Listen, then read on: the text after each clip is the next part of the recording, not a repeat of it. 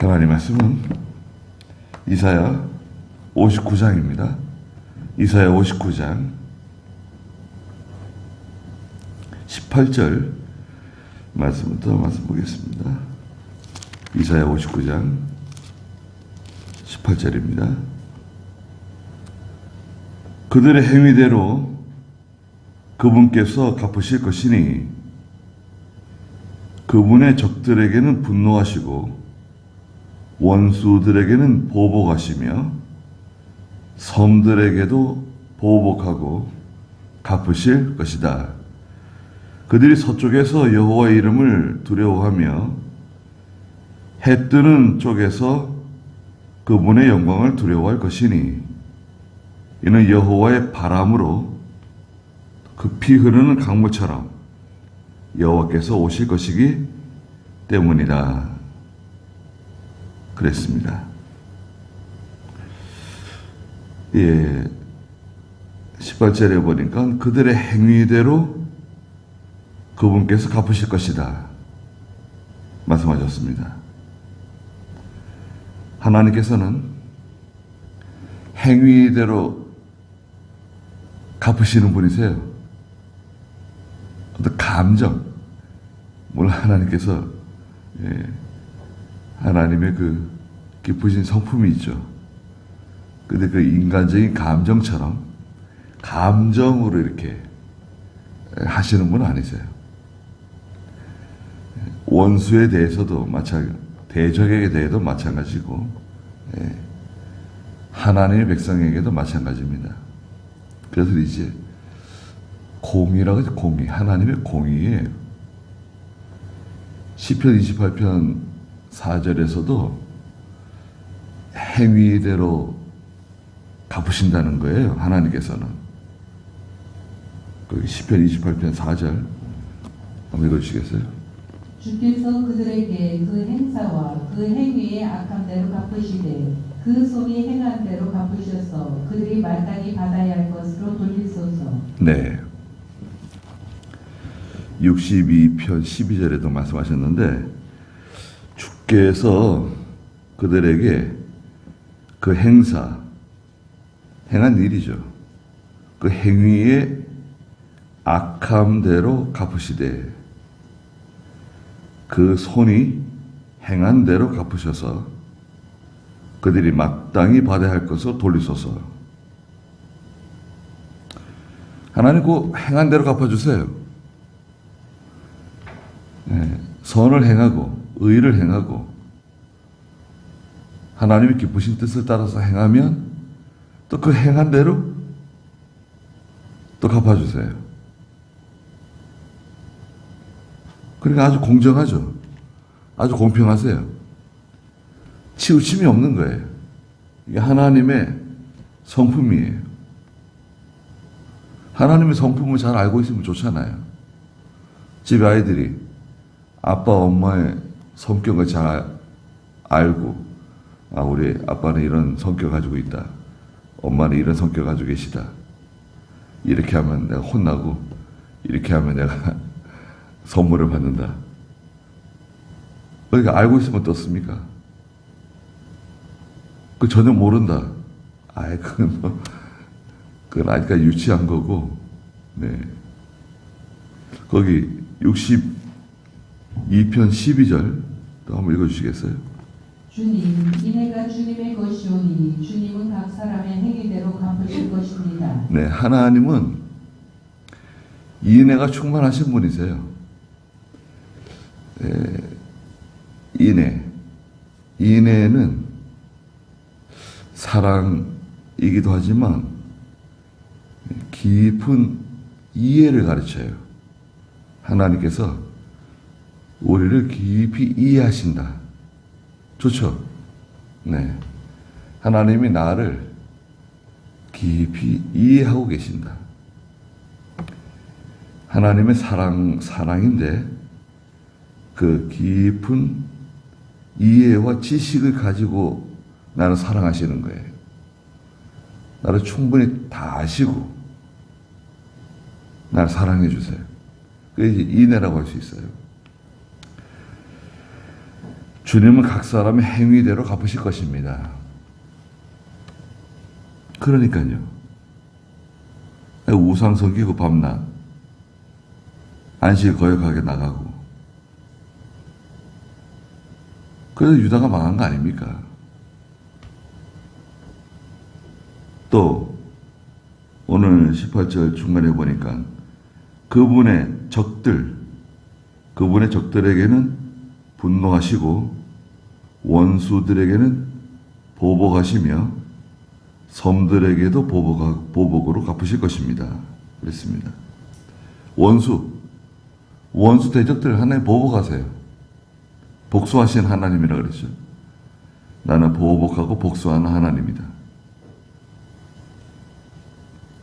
분노하시고. 우리는 하나님 편에 서면 돼요. 그런 문제 없습니다.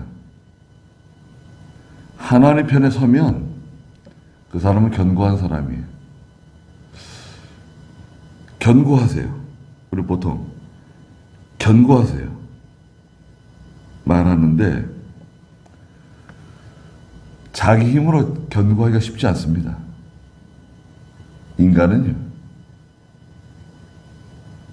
견고하지 못해요. 우리가 생각했을 때 나는 견고한 사람이다, 이렇게 말할 수 있나요?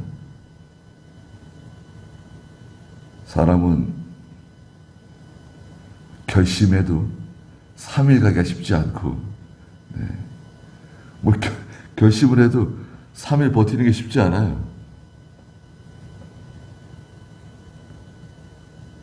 꾸준히 그걸 계속한다.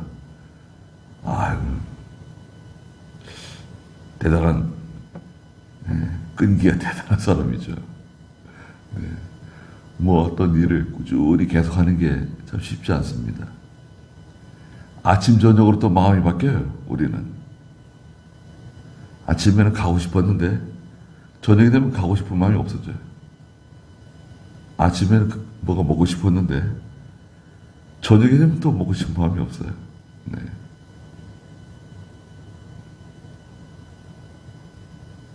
뭐 먹고 싶은 것도요, 참 먹고 싶어도 또 배가 부르면 또 먹고 싶은 마음이 또 싹 사라집니다. 그렇잖아요. 그러니까 우리는 견고하지도 못하고, 근데 하나님께서는 아주 선명하세요. 대충 어림짐작 이렇게 하지 않으시고 아주 선명하세요. 그런 점에서 우리는 하나님을 의지하는 겁니다. 적들에게 분노하시고 원수들은 보복하시고, 섬들은 이 세상 나라들을 말해요. 섬들은 이 세상 나라, 큰 섬, 작은 섬, 큰 나라, 작은 나라, 이 세상 나라, 세상 나라도 보복하시고 갚으세요. 하나님 백성 괴롭히고 하나님 백성 피 흘리고 아프게 하면 또 그 하나님 심판하세요. 물론 북이스라엘이 잘못했잖아요. 북이스라엘이 잘못했습니다. 그러니까 하나님께서 그 의지하던 아시리아를 보내가지고 멸망시켰죠. 남유다가 잘못했습니다. 지금 이사야가 지금 남유다를 향해서 하나님의 말씀 증거하고 있잖아요. 남유다도 잘못했어요. 그래서 하나님께서 바빌로니아를 데려와가지고 심판하셨어요. 그래 놓고 또 아시리아를 또 하나님 심판하세요. 바빌로니아를 심판하세요. 왜? 너희들 왜 내 백성을 이렇게 잔인하게 피 흘렸냐, 괴롭게 했냐, 또 그래가지고 또 심판하세요. 하나님께서 몽둥이로 쓰신 후에 그 몽둥이 또 부러뜨리세요. 막대기를 불에다 집어넣어 버리세요. 갚으세요. 하나님의 성품입니다. 19절에 그들이 서쪽에서 여호와의 이름을 두려워하며 해 뜨는 쪽에서 그분의 영광을 두려워할 것이니. 자, 서쪽. 예. 여러분이 봤을 때는 서쪽, 이쪽이죠. 서쪽에서 여호와의 이름을 두려워해요. 서쪽에 있는 사람들. 동쪽에 있는 사람들이 여호와의 이름을 두려워해요. 근데 이 말씀은 전 세계 사람들이, 온 세상 사람들이 다 하나님 두려워한다는 뜻이에요. 예. 온 세상 사람들이 다 하나님 두려워하는 것이 마땅하다는 뜻을 가지고 있고요. 또 한 가지는 복음이 서방으로 먼저 가요. 네? 복음이 사도 바울을 통해서 서쪽으로 가요. 유럽으로 가요. 유럽으로. 서방이 복음을 먼저 받아들이죠. 그래가지고 그 복음이 나중에 동방으로 이제 전달돼요. 우리가 이제 동방 아닙니까? 서방에서 먼저 복음을 받아들여서 하나님 섬기고 복을 받고, 그리고 나중에 이 동쪽에 있는 사람들도 하나님의 영광을 두려워하고 하나님을 섬기게 된다는 뜻을 가지고 있습니다. 서쪽, 동쪽은 다 전 세계 사람들이다. 그리고 복음이 서쪽으로 먼저 가고 후에 동쪽에 있는 사람들이 복음을 영접하고 하나님을 섬기게 된다. 이는 여호와의 바람으로 급히 흐르는 강물처럼 여호와께서 오실 것이기 때문이다. 하나님께서요, 바람처럼 오신대, 급히 흐르는 강물처럼 오신대요. 바람은 눈에 보이지 않죠. 네. 예수님께서도 제자들에게 바람이 임의로 분다는 거예요. 바람이 동쪽에서 불기도 하고, 또 서쪽에서 불기도 하고, 북쪽에서 불어내려오기도 하고, 남풍이 또 올라오기도 하고, 바람은 임의로 분다. 하나님의 성령의 역사의 특징이에요. 또 사도행전 1장 2장에서도 보혜사 성령이 임하시는데 마치 바람처럼 임하셨다 그랬죠. 하나님의 역사가 바람처럼 눈에 보이질 않는데 바람이 불어요. 분명히 바람이 불죠. 눈에 보이진 않지만 어떻게 할 수 있죠? 그 바람이 불 때 일어나는 현상이 있어요. 나뭇가지들이 흔들리고, 나뭇잎이 흔들리고, 먼지가 일어나고, 일어나는 현상을 통해서 하나님께서 이렇게 일하시는구나. 하나님이 함께 하시는구나. 알 수 있죠. 성령이 눈에 보이진 않지만, 물론 이제 요한계시록에서는 바람을 특별히 전쟁을 바람으로 표현하셨어요. 근데 여기서는 하나님의 성령의 역사, 복음의 역사가 임한다는 거예요. 전 세계에 바람처럼. 급히 흐르는 강물. 자, 급히 흐르는 강물은요, 특징이 있어요. 인간이 감당할 수 없는 불가항력적인 복음의 역사, 성령의 역사. 성령의 역사가 확 일어나면 인간이 감당할 수가 없어요. 우리 한국교회도 복음 역사가, 성령 역사가 확 일어났죠. 들불처럼, 급한 강물처럼. 예. 그래가지고 막 전국이 다 성경 공부하고 사경의 운동이 일어나고 난리가 났습니다. 근데 사실은 그 전에 다른 데서 그렇게 먼저 시작된 거예요. 어디서 시작됐냐? 북미에서 시작된 거예요. 미국에서. 특별히 미국의 나이아가라 있죠. 나이아가라는 이제 나이아가라 폭포 생각하잖아요. 나이아가라 대성회가 있어요. 네, 장로교. 나이아가라 사경회를 하는데 그 나이아가라 사경에서 엄청난 그 은혜가 있었어요. 성령의 역사가 있었어요. 그래 거기서 폭발한 거예요. 그래서 막 미국 전체가 다 그냥 사경의 운동이 일어나고 복음 운동이 일어나고 성경 공부 운동이 일어나고 그게 막 들불처럼 번져가지고 캐나다로 막 그래도 거기서 은혜 받은 청년들이 신학생들이 목사 안수를 받고 한국으로 온 겁니다. 예.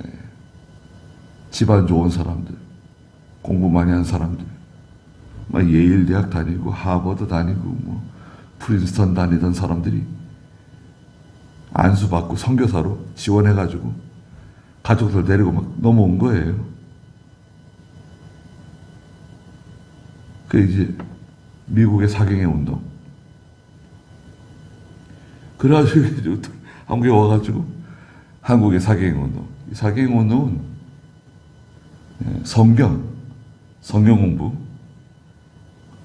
성경 공부하면요 회개하게 돼요. 회개 운동이 같이 일어난 거예요. 회개 운동이 같이 일어난 거죠. 그래서 평양에 장대현 교회에서 이제 불이 붙었다고 이제 보통 말하죠. 장대현 교회 시무 목사가 선교사 목사인데요. 사경회를 하는데 그 아주 항상 말썽 피우는 장로가 있어요. 큰 은혜를 받고 나와가지고 죄를 고백하는 거예요. 자기 잘못한 걸 고백하는 거예요. 자기가 한 20여 년 전에 어떤 사람이 세상 떠나면서 자기가 부탁했다는 거예요. 내가 누구한테 돈을 꾼 게 있는데 그 돈을 갚지 못했다. 제가 이 돈을 장로님께 드릴 테니까 제가 세상 떠난 다음에 이 돈을 그분에게 좀 전달해 달라고 부탁했대요. 그런데 그 사람 세상 떠나고 나서 이 사람이 그 자기가 먹은 거예요. 전해주지 않고. 그게 뭐예요? 이때까지 뭐 돈 안 전해주는 건데 그 자기가 먹었어요. 그렇게 새까맣게 잊어버리고 살았는데 그리고 예수 믿고 장로 되고 이제 신앙생활 하는데 그 죄가 생각난 거예요. 제가 이렇게 나쁜 사람입니다. 이제 죄를 고백한 거예요. 그러니까 또 다른 사람이 또 나와가지고 저는 이런 죄인입니다. 이렇게 해가지고 회개운동이 일어났어요. 그럼 난리가 난 거예요. 그래 그 불이 전국을 다 불태운 거 아닙니까? 기본적으로 우리 한국 교회는 장로교, 감리교, 뭐 여러 교파들이 있는데 선교사들이 오셨잖아요. 침례교. 미국에는 특별히 침례교가 상당히 보수적이에요. 우리가 맞지 않는 것도 있는데 아주 보수적입니다. 침례교가. 장로교보다 더 보수해요. 근데 이제 한국에서는 특히 장로교가 이제 그 사경의 운동을 시작으로 해가지고 번성했습니다. 근데 그 오신 목사님들이 장로교든 감리교든 침례교든 그 오신 목사님들 그 당시에 상당히 보수적인 분들이, 성경적인 분들이었어요. 집안도 좋고. 그분들이 성경을 가르치고 병원도 세우고 학교도 세우고 이러면서 그 선교비 받아가지고 와가지고 학교 세우는 거예요. 이화학당도 세우고 숭실학당도 세우고 연세학당도 세우고 다 이렇게 막 학교도 세우고 병원 세우고 그래가지고 이제 우리나라 근대화 된 겁니다. 여기에서 여기 말씀하신 것처럼 여호와의 바람, 급히 흐르는 강물 같은 하나님의 역사, 여호와께서 오신다.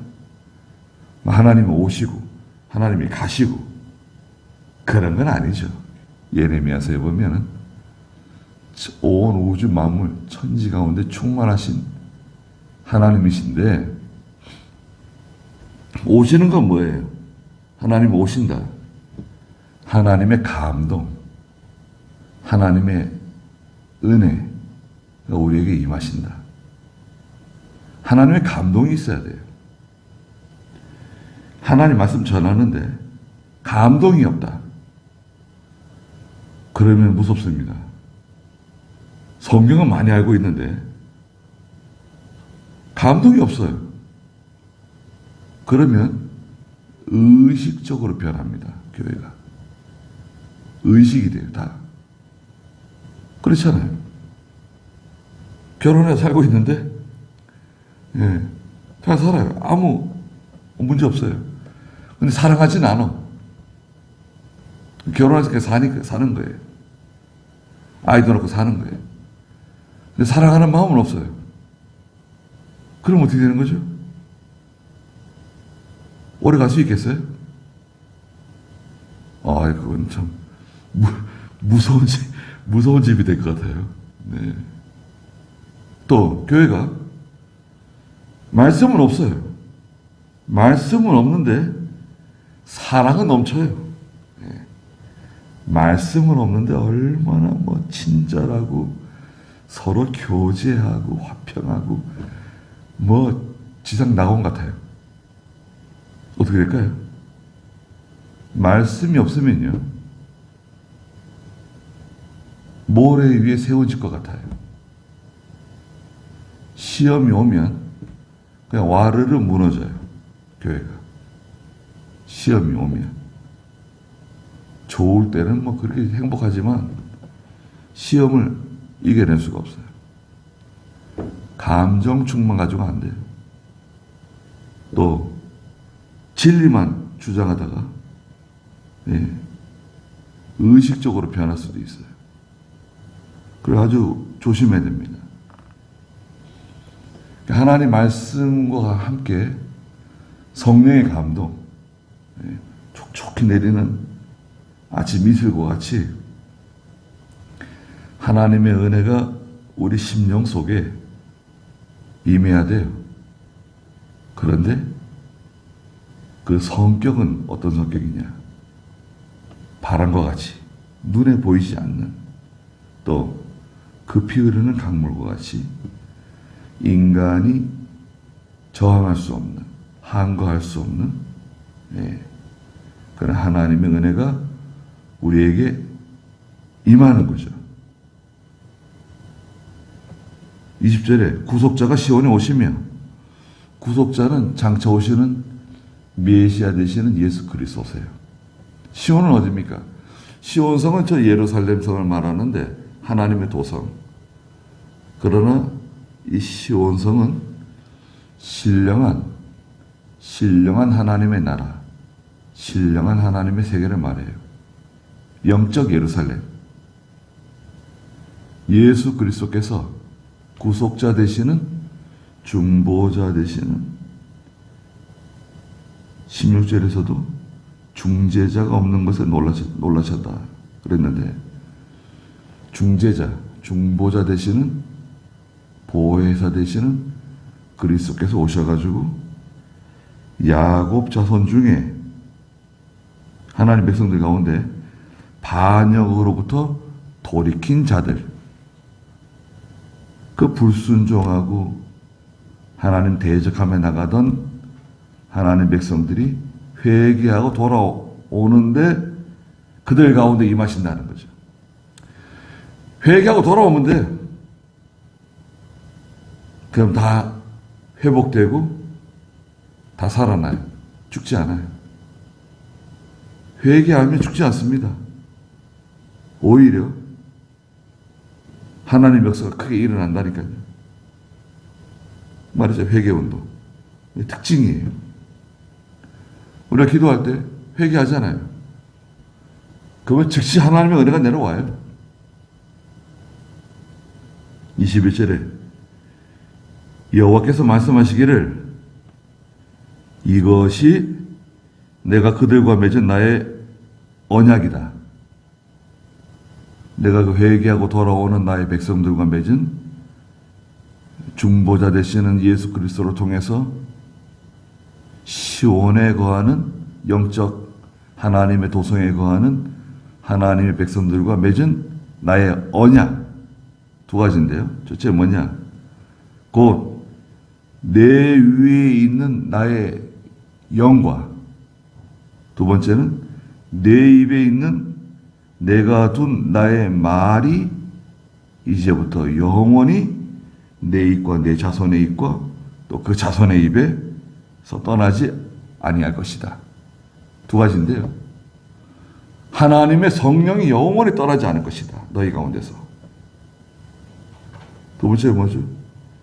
하나님의 말씀이 너희 가운데서 영원히 떠나지 않을 것이다. 너희와 너희 자손과 너희 또 그 자손들에게서 말씀이 떠나지 않을 것이다.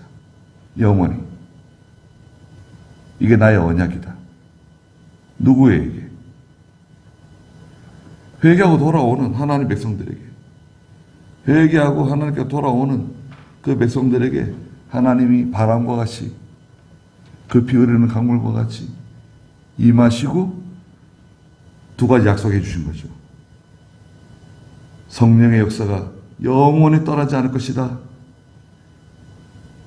내 말이 하나님 말씀이 너희 가운데서 영원히 떠나지 않을 것이다. 너희 자손들에게 또 그 자손들에게서 떠나지 않는다. 이런 약속이 우리에게 있어요. 약속이. 그러니까 참 얼마나 감사하고 귀한 겁니까? 우리 신앙생활을 해도 이런 걸 알고 신앙생활 하는 거하고 이런 지식이 없이 신앙생활 하는 거하고는 이거 뭐 하늘과 땅 차이죠. 예, 같이 예배당 나오고 하나님 섬겨도 바른 지식을 가지고 하나님 섬기는 거하고 지식이 없이 하나님 섬기는 거하고는 큰 차이가 있는 겁니다. 여호와께서 말씀하신다. 그러셨습니다.